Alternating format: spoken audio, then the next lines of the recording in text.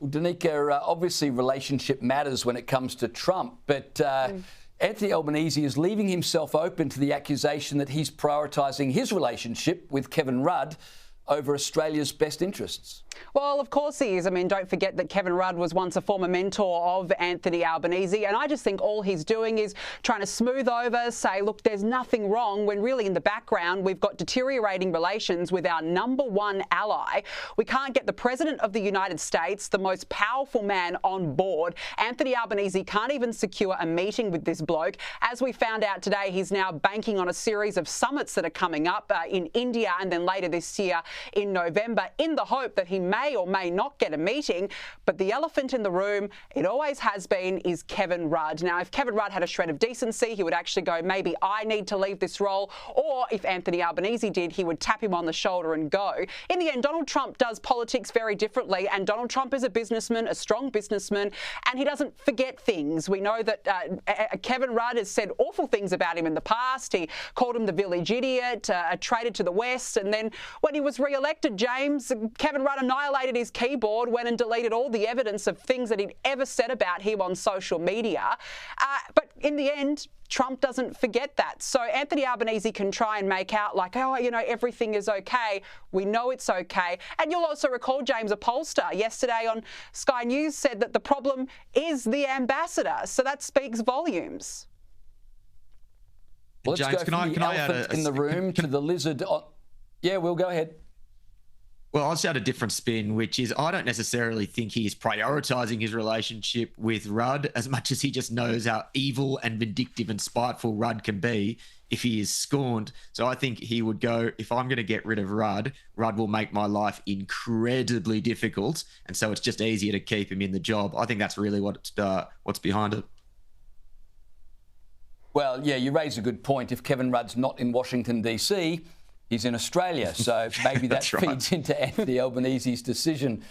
A proposed $1 billion energy farm for North Adelaide that would power 250,000 homes is on thin ice after environmentalists said it would destroy the habitat of an endangered mini lizard.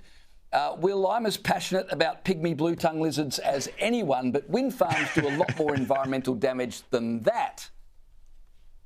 Yeah.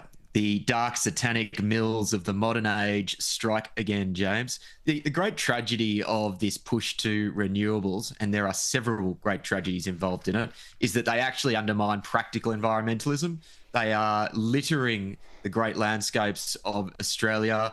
They're obviously doing untold damage to our wonderful lizard populations, and they make energy more expensive, which makes all of our critical industries more expensive. So it's just yet another small, but I think important example of how just self-destructive this push is. Yeah, well, I mean, I wanted to put that to you, Danica. This is just another example, isn't it, of it's okay to destroy the environment as long as it's under the guise of saving the environment.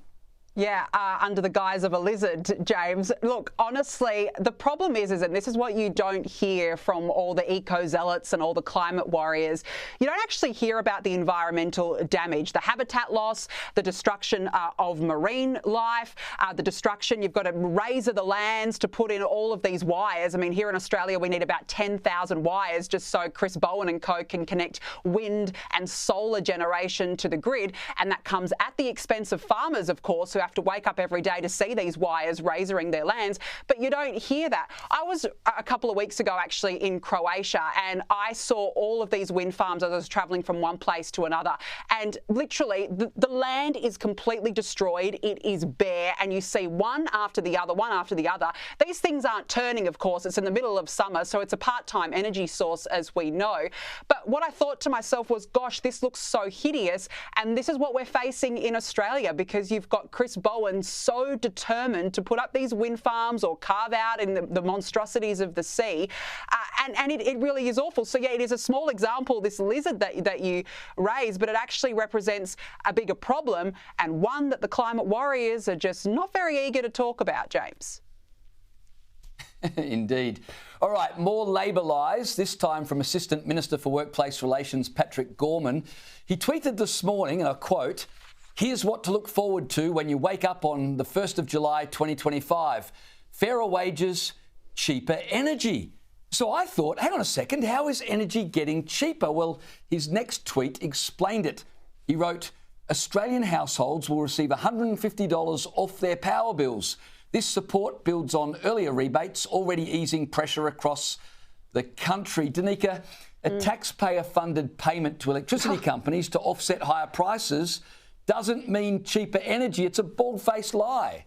Yeah, it was always going to be, because once those rebates start petering out, James, you and I, the consumers, we were always going to reap the costs of this. And Labor's energy plans are killing family budgets. They're putting up prices. It really is nothing more than economic self-harm. So it's all well and good for Labor to say, oh, look, but we're giving you $150 here.